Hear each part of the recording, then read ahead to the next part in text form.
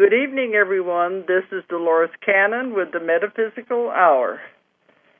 And we are live tonight, although you never really know it. Well, they know because it's May 7th. I was going to say May 6th. You've lost today. I've been messed up all week. Okay, it is May the 6th, so it is live tonight. We have stopped traveling for a little while, so we're home and we are doing the live shows. But I do want to tell the listeners that the radio station is experiencing major problems, and we don't really know what's going to happen in the show tonight. We won't know here, but I guess the listeners are the only ones that are going to know if it's not going well. Right. They said it might be choppy. You might lose the streaming, but then it'll be off and on. But the recording will be good, so if you want to get to the archives, it'll be a good show there. You'll be able to get to it. So. But, you know, every once in a while, our little gremlins love to get into the lines, and they do all kinds of weird things. We can't blame it on the rainstorms. They stopped right now. They're done now. We hope they're done. Well, it's not our phone lines. It's in California. So. Yeah, the California phone lines. But he said it's something to do with installing new lines or something, and it's really got them messed up. Well, I have it's a great honor that I have a really important guest tonight. And she is out in Hollywood, and we're going to interview her. And I'm going to give out the free number if anyone wants to call in and talk to her. Okay, the toll-free number is 1-888-815-9756. 1-888-815-9756. And we've got Dee Wallace on the line. You there, Dee? Oh, I sure am, baby. How are you? Well, we're just hoping we're okay here. We just don't know what the gremlins are going to do with the airwaves. That's sure, blame it on California gremlins. That's right. You guys are in cahoots, aren't you? Hey, it's just because all three of us are together and the energy's just too much, Dolores. That's right. And, you know, we have had that happen before in my classes and everything where in the lectures where the energy has done really weird things. So it's probably what it is. It's all three of us together. Well, have you noticed, Dee, that right now, have you noticed some major energy things happening in the last, like this week? Okay, do you think? Do you think? Yeah, I have a feeling that's what it is. Seriously, trying to keep up. The information that's coming in, the hits that are coming in, the speed that everything's coming in, the speed of my life that's going out. Yeah, it's like something major is happening this week. Yeah, and from all of our information, it's just a big, big influx of light. Okay. Okay. Well, that helps explain a lot of things. Because you know, its energy is increasing anyway, but every once in a while it takes a big burst. Then this week was one of those. It's a huge burst. Well, we had, you know, any way you look at it, we had a darkness that was in the way of the light removed for a lot of people. Oh, that's true. This week. That's true. And so the light is feeling a lot freer within a lot of us. Mm-hmm. And when it feels freer in us and safer in us to be able to shine, then, of course, that goes back out into the collective. Mm-hmm. And it has to affect, you know, the light coming in also. Yeah, that's a really good way to look at it. Well, thanks. I think I said the last time I was on, we just got back from Russia, and we noticed a big change over there, but it was by accident when I was doing my class. There are no accidents, remember? I bet you guys spend most of your time catching each other, don't you? Uh-huh. Oh, yeah. Yeah, we have lots of fun doing that. Yeah. But maybe, I don't know if I said anything about that, but maybe I should. We were in Russia, and over there my 3-day class turns into 5 days because of the translation back and forth. It's very tedious. So on the last day of the class, and you know, I'm getting tired by that time. I would think. Class to be over. I want so we can go home. And right at the end, they began asking about 2012. And I told them through the translator, I told them, there's not enough time to go into that. It's such a long, drawn-out subject. It's going to, I'd rather not talk about it. And then they would say, please tell us something. They said all they're hearing is the negative, the bad, the end of the world the end of the stuff. world, that's all they... And they said, can't you at least tell us something? And so I said, okay. So I began telling them what I knew, that it's not the end of the world and that this is a whole new world we're going into. And I was telling them all the beautiful things that are going to happen. And me and Julie both noticed the room changed. You could see their faces begin to light up. Mm-hmm. Yeah. You removed the darkness for them, Dolores. Absolutely. Like there was one woman that hadn't smiled the entire class, and all of a sudden she smiled. And what I got was, okay, we raised the energy of the vibrations of that room, which raised the energy of Moscow, which raised the energy of Russia, which raised the energy of the world. I mean, it was just showing me, look at this ripple effect that just happened here, and it was so beautiful. Yeah. Because you could feel the energy. The room was glowing, and I just talked maybe a half hour just to try to give them the basics. But I guess it changed a little bit of what they had to show there is a positive thing out there. Yeah, because, bottom line, what's the point of working on anything, of working on your joy, opening up your heart, moving into your ascension, if it's all going to be over anyway? Really. It probably lifted a lot of that off of them. Oh, you could see it. It was a change. The whole room changed. And I think that's I wrote a whole blog about the enigma of Osama bin Laden and us. And after I wrote it, someone sent me a quote by Martin Luther King, which I was unaware of at the time that I wrote my blog, that pretty much said the same thing, that even though we celebrate the removal of a darkness from the light, we don't ever celebrate the murder of anyone because that lesson's our own. Yes. You know? That's what we kept saying. I said, you never want to celebrate somebody being killed. Yeah. Yeah, that's where I've been having a problem with this. It's like, I just had a problem with that. That's all I'll say. That's enough. So. That's a whole other show. Yes. Yeah. Mm-hmm. Well, we just returned last weekend. We were at a conference in Albuquerque, and it was supposed to be about the awakening, but most of the speakers there were talking negative again. Well, it was some of that. Be prepared. It's all controversy. You're kidding. No. Controversy, conspiracy. And afterwards, people said they really liked my talk because they said, you give us hope that there is something good out there. Why are healers and light workers out talking about the garbage? I don't get it. I think, I don't know. I don't know. I don't get it. Maybe because, maybe so that people can literally have the visceral experience that feeling bad and being in fear doesn't feel nearly as creative and good as being in hope and being in higher vibration. Yeah, maybe. So I think we've got to get that. It's like, get off our stories, get off the drama, get out of the struggle. It's done. It's over. Exactly. It's old energy, guys. Yes. Move on, lighten up. Oh, I love it, Dee. Love it. That's the way I've been feeling for the last week. It's like a load has been lifted. So I know something is happening. I don't know how they can not feel it. Yeah. Oh, yeah. Everything. Well, Dolores, I truly, for me, this is the rule that supersedes them all.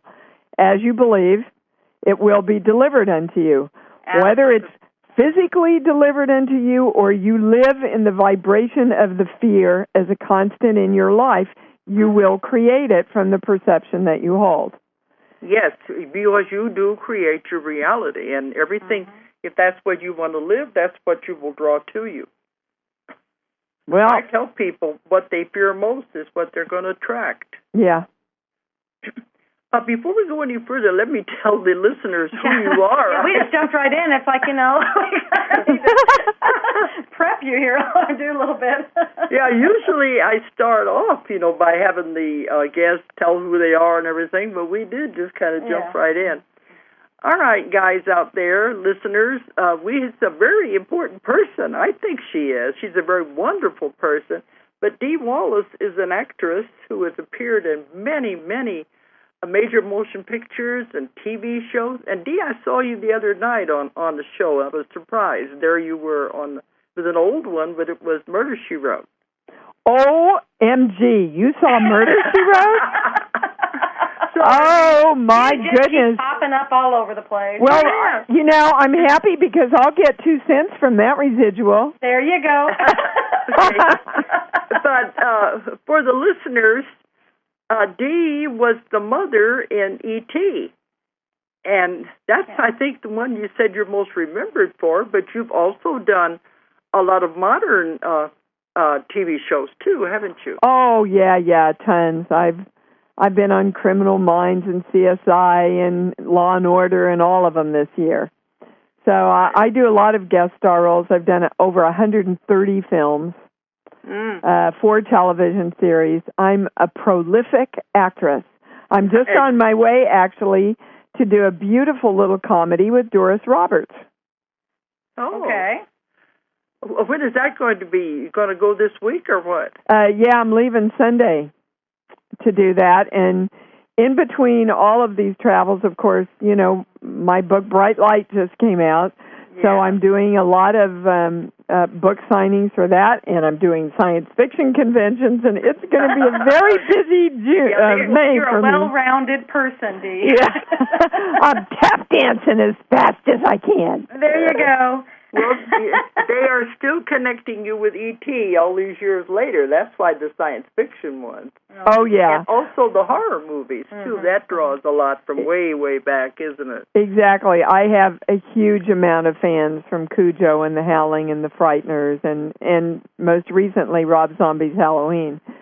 So, it's funny, Dolores. People say to me, how can you justify being a healer and doing horror films? And I said, well, honey, I've been studying fear for 30 years. That is interesting. Our graphic artist was just saying that very same thing today. He said it's interesting how she's done all these horror films and she's done all these things.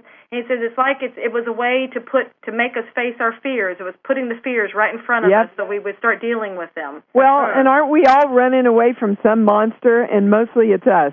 Absolutely. The monster within us, the fear within us, the doubt within us, the wonder within us, the false beliefs within us. We're all running away from stuff. So I think it's a perfect metaphor. That's right. Yeah, that's a good way to put it. People have these little monsters that hides inside of them. And that's how they see it, too. Oh, yeah, and it really messes up their life.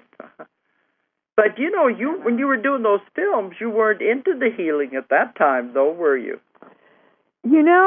I was, and I didn't know it. That's my best answer. Yeah. I've always been called to the spiritual. I've always been called to finding out the truth. And I definitely, Dolores, have always been called to love and to teach. And so I was, my beloved husband of 18 years, Christopher, who passed away, who's the father of my daughter, he got me involved in my very first philosophy called conceptology. Have you ever heard of it? Conceptology? Yeah, it really, it was developed in the 20s or 30s, and it really was one of the precursors of all of this. And we would drive down and take a class in that once a week down to Anaheim. And so, yes, I was studying it, and I was learning about it, and then through 6 years of trying to conceive with my daughter, I studied all kinds of energy and learned how to run energy through my hands and work with acupuncture.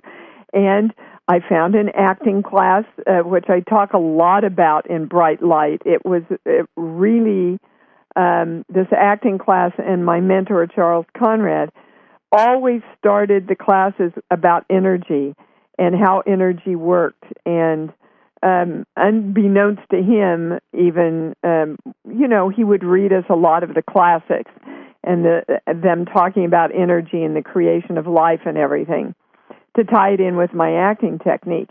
And so when I look back at my life, there were so many pockets where the universe took me to learn about energy and how to use energy and how to direct energy and what worked and what didn't work. It's just that I wasn't conscious of it, until I fell to my knees that night and said, I don't want to be angry anymore. I don't want to be a victim anymore. I want my light back.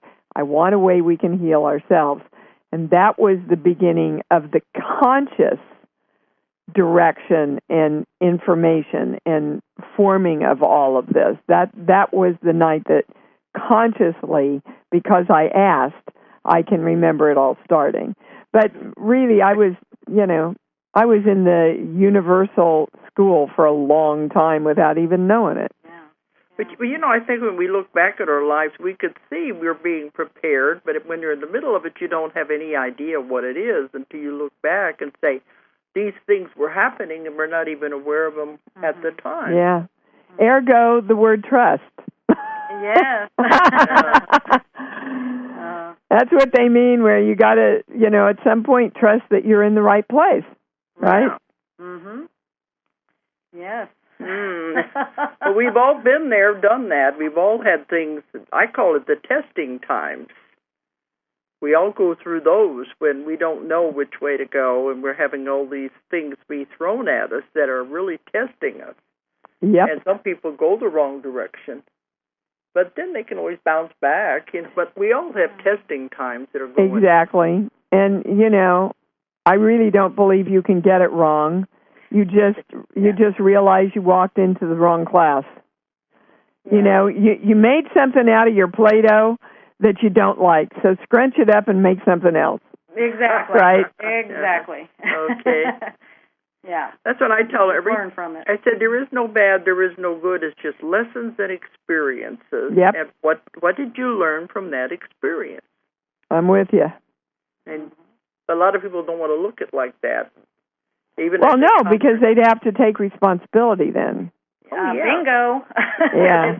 This conference last weekend, this one woman kept talking to us for the longest time. She was being a victim, and that's all she was going on about, all the horrible things that happened to her. You got to hear her whole story, huh? Uh-huh. Oh, yeah, over and over again that she's crying and crying. And I finally said, when are you going to get tired of being the victim? And she said...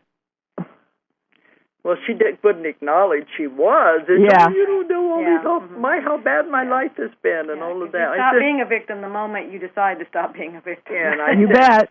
It's all about choice. If you don't like your life, change it. Yeah. You can change it. But, you do have to make that choice. I had a woman at a seminar that I taught, and she came up and said, I'll do anything to heal myself of this disease. And pretty much within 5 minutes, we got to the two people that she needed to forgive. Uh-huh. And she looked at me truly with venom in her eyes and said, I'll never flippin' forgive them. Yeah. And I said, now look, you just said you would do anything to be free of this disease. Well, I'll never forgive them, she said. And I turned to the audience and I said, you see, that's the moment that we make our choice. Right there. Yeah. Because that's what I'm finding in my work. I see people all the time, and it's the anger. I call it the garbage and the baggage they carry around with them. And they can't get healed unless they let that go. You have to forgive. Yes. And you have to forgive yourself, too. Absolutely. That's when I tell them that's very important, and none of this is easy. But you have to do it if you're going to make a change. Otherwise, like you said, she's not going to be free of it until she does forgive them. Well, I just tell people, love yourself and love yourself and love yourself more, and then love yourself even more than that. Because if we don't love ourselves, we're not going to want to heal. We're not going to want to give ourselves the joy that we're asking for. We're not going to be able to feel how magnificent we are. And I think that's the cornerstone of everything, Dolores, is to love yourself. I think you're exactly right. I mean, because you don't feel worthy of all those things if you don't love yourself. Well, right. And, who do we want to give everything to? The people we love. And we're usually at the end of that line. Yeah, that's right.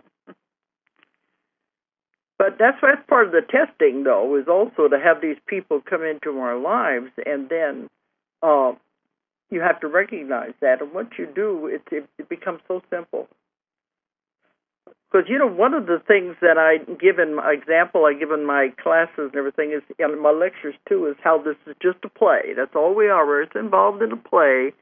And you can resonate with that. We're all just we're actors on a stage playing our parts. And we're the producer, director, writer of the script, and actor in it. And we can change the script anytime we want. And I usually say, and hopefully you're the starring role. You're the lead actor of your script in your play. Yeah, and there's 1,000 different ways to play the same part. That's too. Right. Mm-hmm. And I think... I tell them, too, when on the other side, when you're making your plans to come back and you make contracts with all the other people, you have karma with, and you say, well, let's go back and do it again. This time you be the husband, I'll be the wife. You can switch roles around any way you want. But the one who is giving you the worst time, like you consider your greatest enemy, was probably your best friend over there that said, okay, I'll play the villain this time. Yeah. And Julie said they play their... Yeah, some of them really play their roles very well. Yeah, I've had a few of them that I thought crossed over the line from acting. Okay. You giving them Oscars for their roles? Uh-huh. Oh, yeah, it's very challenging. But if they can just step back and look at it in that way, it'll make a big difference. I think it makes it. Well, it gives you perspective, doesn't it? Yeah, it does. And it allows you to discharge that emotional charge. And I think that's something so important for people to understand, that literally, viscerally, we have within our bodies, our systems, our energy systems, electrical charges around things that, you can call it your button or what plugs you in, or a myriad of terms. But it's an electrical charge that really gives you a high almost, but it's a negative. And it keeps you on that pattern of, they've actually know that the pheromones that we get flooded with when we feel awesome, the highest point of those pheromones is right before you achieve something. Not when you achieve it, but right before. So really the payoff, as far as feeling excited and great, is not getting there. Isn't that interesting? It is. It's the almost getting there. Yeah. Which keeps creating the struggle, which keeps creating a lot of the patterns that we hold on to. Yes. I never thought about that. You mean then when you attain it, you don't feel as good as you do when you're working for it? Yeah. When you get almost close, that's when your body releases the most pheromones. Interesting, huh? Like she was just saying, so that's why a lot of people will then keep themselves in that state rather than actually accomplishing, because it's a high. Yeah. Then they're afraid once they do achieve, then they won't have anything else left, or what? Well, they just don't get the chemical release in their body that makes them excited. So the payoff isn't as big. Yeah. So they have to get to a place where that's not what they're after. Well, I think I think the highest thing for us to know is that you don't really ever get there. There's just expansion. So once you get someplace, then you just create another place, and then you create another place. So you can continually be, in a place of bliss, if you choose, by knowing that you will continually just keep expanding, and whatever that next marker is, once you attain that, you automatically go on to the next marker. So if we can look at life as just a blissful, peaceful, constant flow of giving and receiving, of expanding out, then the excitement can come from that, and we can create new charges around that, as opposed to, I've got to struggle, and I've got to try to get there, and I've got to try to control it, and I've got to manipulate it, and that's where so many people are locked into for the excitement and the high in their life. Right, the roller coaster ride. Yeah. So you think then, I guess, if we have continually new goals on the horizon, then we don't just stop. We keep moving towards something else. Yes, which keeps you in creation. And when most of us are creative and involved in creating, we're happy because we're creative beings. We want to create. Yes, we are master manifestors. That's what we are. So but she says at the talk, she'll say, "You are great and powerful beings. You are master manifestors." I love it. Realize it. Right, and we come here because this is more of a challenge to do it. That's why we came here. And so, but it's remembering and rediscovering who we really are. And we are these creative beings. That's our lifeblood. As we manifest, we create. So. Yeah, and I think I think the human body allows us an even greater expansion. Because we get to learn that the body doesn't limit us. Right. But you can't learn that till you have it. That's right. Yeah. The body will do whatever you want it to do.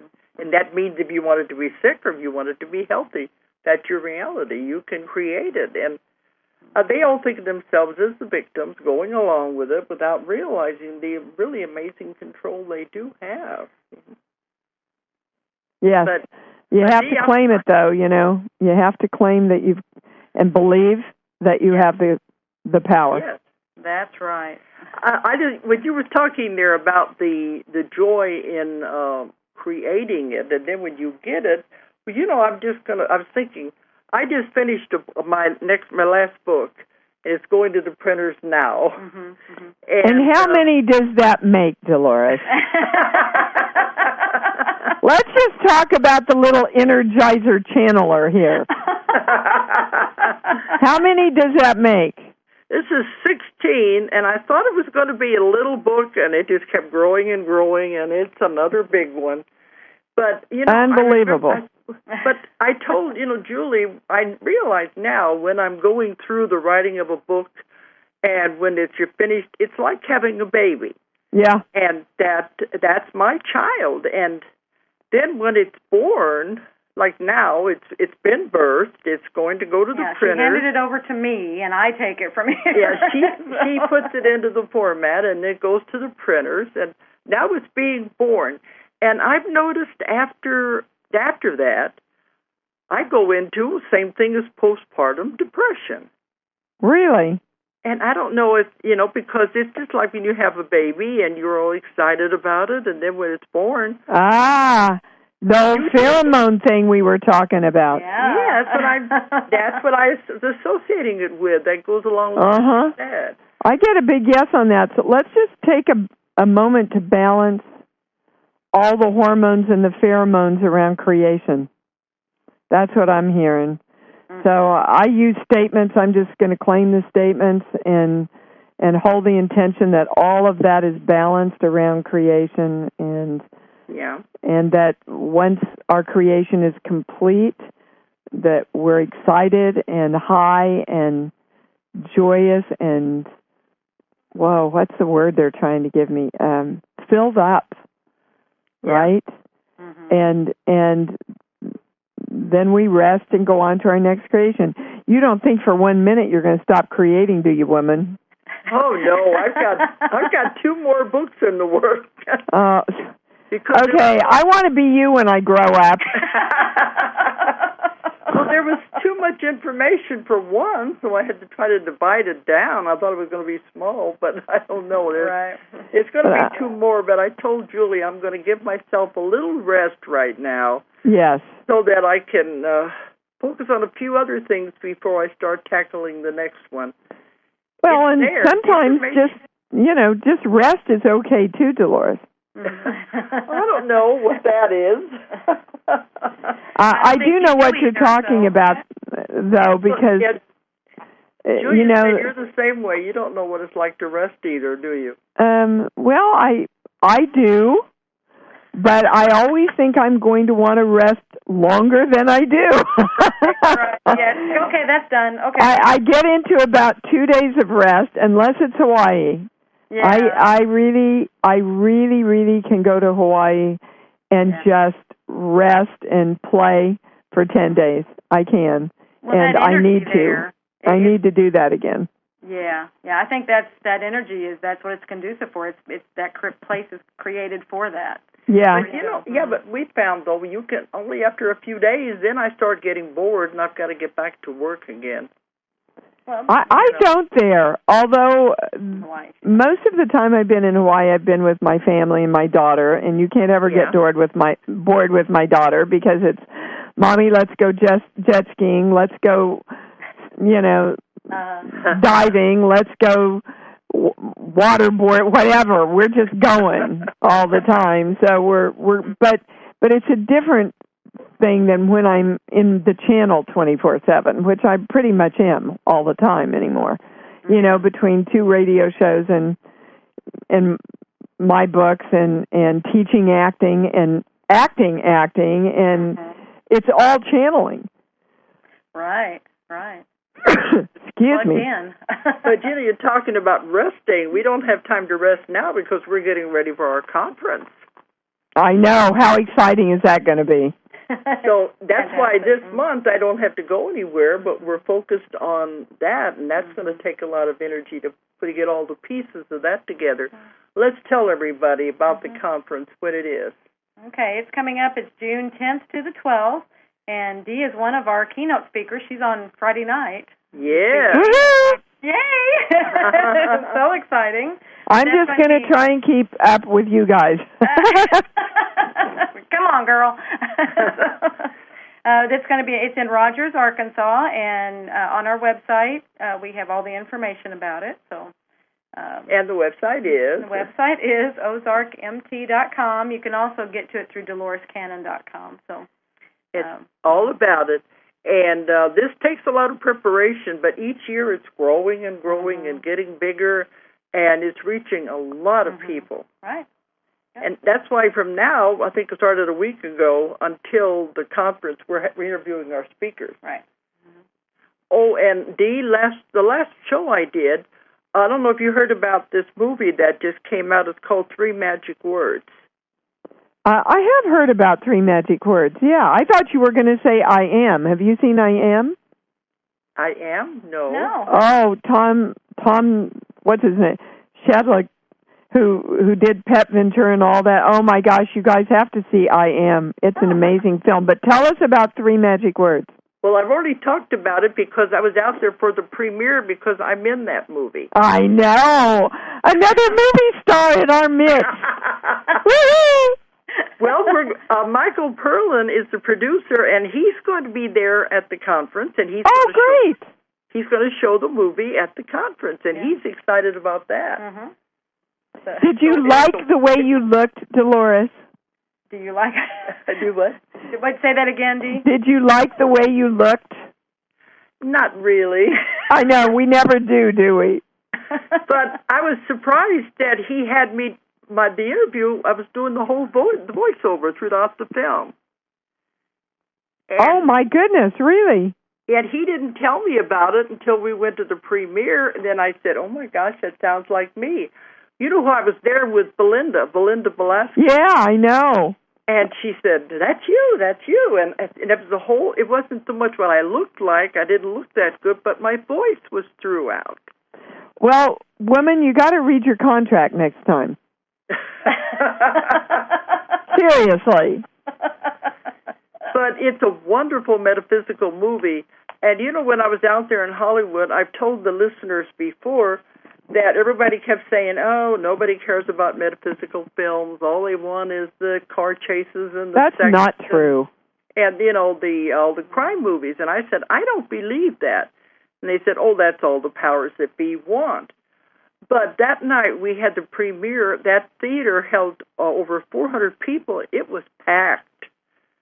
Yeah, that's just not true. I get that from my publicist all the time when we're out doing bright light. And I'm going, guys, that's a belief you're holding. So if you're going to keep working for me, you got to let go of that belief. Uh-huh. And you have to attract the people who are ready, who, I think the way that I say it and what I stand for, people want to know that you can be spiritual, you can be powerful, you can create your own life, and you can still have a drink and say hell every once in a while, Right. You can be a real person, OMG, right? Exactly. So I can get why the morning shows don't want to have somebody on that sits and chants or for 5 hours or whatever, and they have to talk like this in order to get their message. I get why the morning shows wouldn't want that. I get it. But that's not what we're doing. No. We're saying go out, have energy, have joy, be powerful. That's Everybody wants to be powerful. And I have a lot of people say, well, powerful, that's a negative word. I said, okay, use the grace of power then. Because the grace of power was Mother Teresa and Gandhi and Dolores. We're the grace of power. And our power comes from the truth and knowing divine love. And I don't think there's a person out there that doesn't want that. Right. Well, I believe it. So well put. And, Dee, one of my authors is the grandson of Mahatma Gandhi. Yes, I did know that. He was supposed to come this conference, but he couldn't make it. They wanted him in Africa at a meeting. Yeah, he was, what did they say? It's not the keynote, it's the... I can't think the words. Honor. It's an a guest of honor, yes, and it's for the young people. And he said, "I've got to go there because it's reaching the leaders of tomorrow." Mm-hmm. So otherwise, he would have been here. And he's a very wonderful man. He's the only one in the family that carried on his father's heritage. Wow, really? But anyway, everywhere we go now, we're having real big crowds, and they are metaphysical. They're into this, and they loving it. They said it's like food. They want more. Yes. I mean, even my acting students, I'll have people come in and audit, and because I do a lot of my healing work within the acting class, and most of them will look at me and go, I don't know what you're doing, but I have to be here. I know whatever you're doing is the truth. Mm-hmm. And young people are starved for it. All of my daughter's friends, 20, 21, 22, they'll call me up and go, Dee, could you do some work for me? And they'll come over and sit around outside, and we'll barbecue and have these metaphysical conversations. They're starving for it. That's right. And I think I've just kind of become the cool metaphysical mom to hang out with, and I'm totally good with that. Right. Well, I think it's like a whole new generation. Of course, we're calling it the internet generation too, but it is.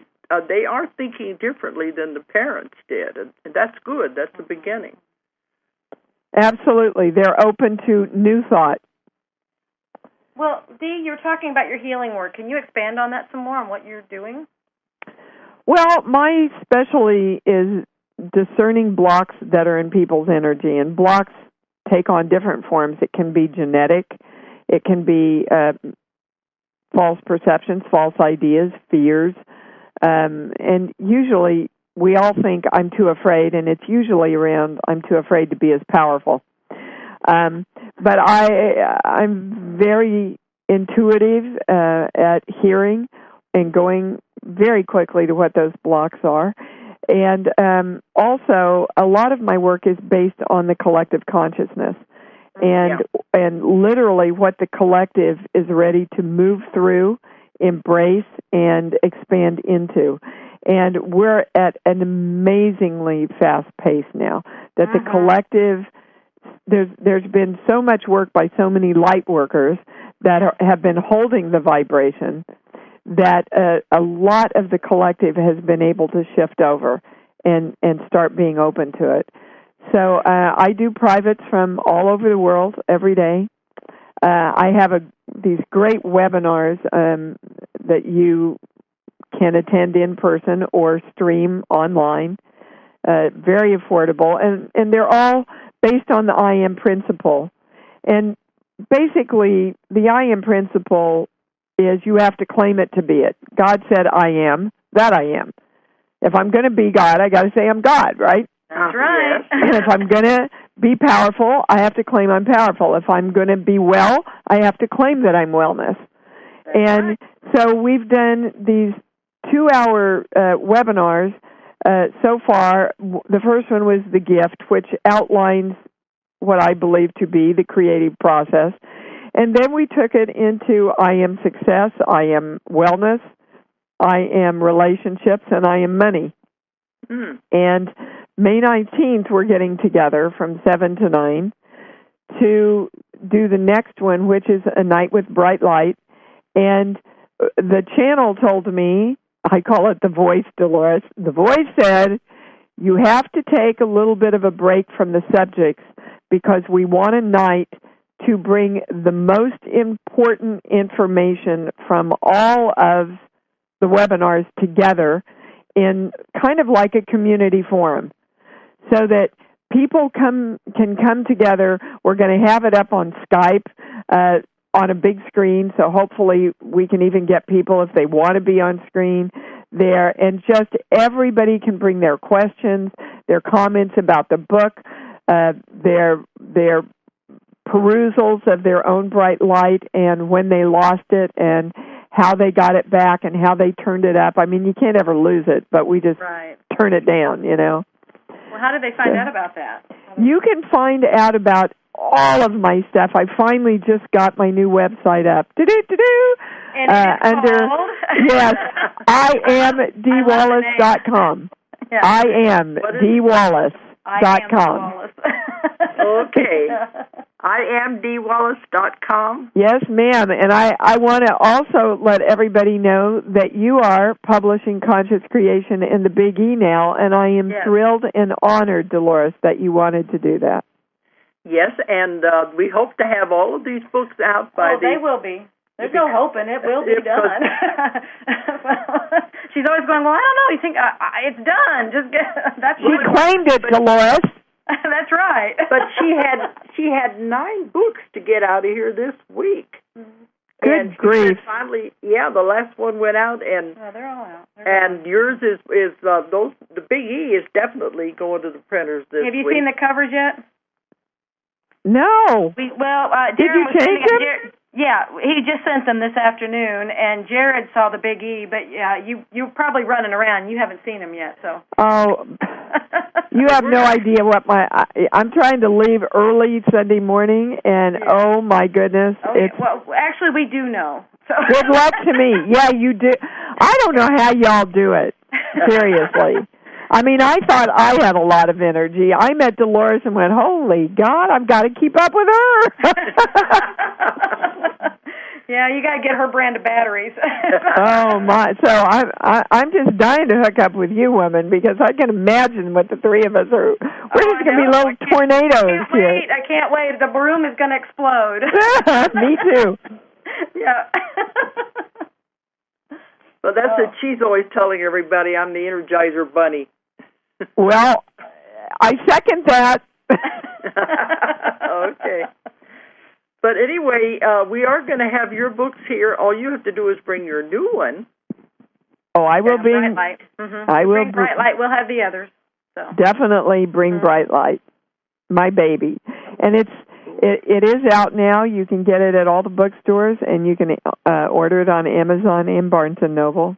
Okay. Go look at the testimonials, you guys. My heart is so grateful and so overwhelmed by these beautiful testimonials that are on there. It's just, I just love this community that I work with. Yeah. They're just beautiful. I listened to your radio show one day. It was when we were first finding out about you, and checking me out, weren't you? Yes, I was. You. I was so impressed with how you work with your listeners, and it was just so beautiful. Thank you. Yeah, it's just so beautiful. I was like, oh my gosh, she's the real thing. Well, the two most important things in my life are truthfulness and integrity. Mm-hmm. And they always have been. I was just born this way. Yeah. And I'm happy. This is the authentic me. And when I went to New York, people would go, oh, well, here comes Pollyanna, Yeah. And I would just go, you know what? And I like me this way. Mm-hmm. And I talk a lot about that in Bright Light, actually, that a lot of people called it naive. Mm-hmm. I called it creation. There you go. Yeah, I didn't have any fear. I'd never been out of Kansas in my life, you guys. And and the day I landed in New York City, I auditioned for Hal Prince, right? Uh-huh. And it was just kind of between the time I left Kansas and the time I started in what was then the biggest blockbuster of all time was a little over 4.5 years. Wow. And that's unheard of in my business. Yeah. And then nothing happened. Okay. Yeah. So I lost my light. I got really angry. I became a big victim. Ah. And your test in there. Your test. Yeah. And my life lesson that I was to get is nobody and nothing can take your light away. You're the one that dims it down because you go into reaction and fear. And let me tell you, I don't know if your listeners know, I have not had the easiest life. My father was a severe alcoholic all my life, tried to commit suicide twice in my bed, ended up shooting himself in the head behind a bar. Wow. I lost my husband of 18 years to a heart attack at 55. My daughter was 6. Very hurt in the business by different people. I mean, it hasn't been, wow, Dee Wallace, the movie star, she has everything. That's not my story. And I'm telling you, if I were as far down as I was, and I found my light and this joy that I live in every day now, everybody can. Everybody can get their light and turn it up. And I want them to. I want them to have the joy that I live in now. Yeah.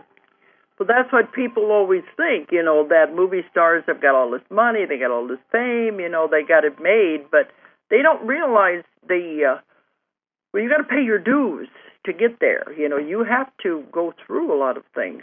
Well, and we have challenges every day, just like everybody else, and sometimes greater because our challenges get put into the media and blown up in front of everybody. Right, they're in front of people. Mm-hmm. But you know what it's like out in Hollywood too. Some people that get it all too soon and too easy, they ended up destroying themselves.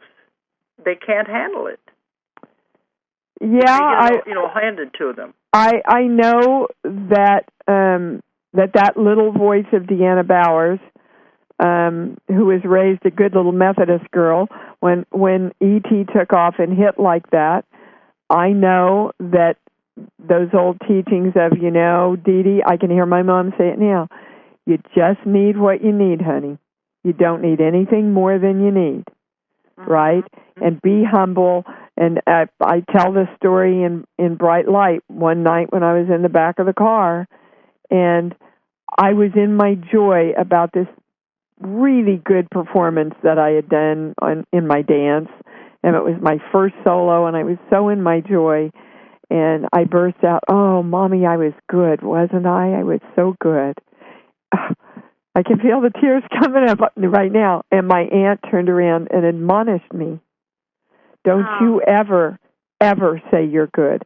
Other people can say you're good. That's not for you to know." Wow. You know? And we wonder then why we can't at 21, 25, 30, 40, whatever, feel safe to shine our magnificence and to acknowledge it, right? Yeah. Right. And we have all, there is a place in every one of our lives where that's happened, probably multiple times. Mm-hmm. Yeah. And I'm telling you, if you just choose to shine your light, those things will stop happening now. Yeah, now we can do it consciously. Yeah. See, that's what this new time is all about. We can create because now we know our power. We can walk into it. And we must. We must. Yes. We must seize our power with confidence, because if we don't, then the people who are not holding the light will. That's right. And we don't want that. Well. So we've had quite enough of that for the last few years, I think. Right. Well, that's what they keep saying. It's time for the women to come into power. Well, or at least the divine feminine in all of us. Yeah. You know? Okay. Good point. Good point. I think we're coming down to time. Isn't that funny how fast an hour goes? Oh, my gosh. Well, it's like sitting in a living room with your good friends and having a glass of wine. That's what this hour's been for me. That's right. But, well, give them out your website again and how they can contact you, especially about your webinars and all of those things. Mm-hmm. It's IamDeeWallace.com. Just look at the bar at the top on the home page, and it will direct you to how to book a private, how to get to the webisodes, all of my contact information. It's all there. I even sing and dance on my website for you. So okay. I'll have to check that out. I hadn't seen that. Okay.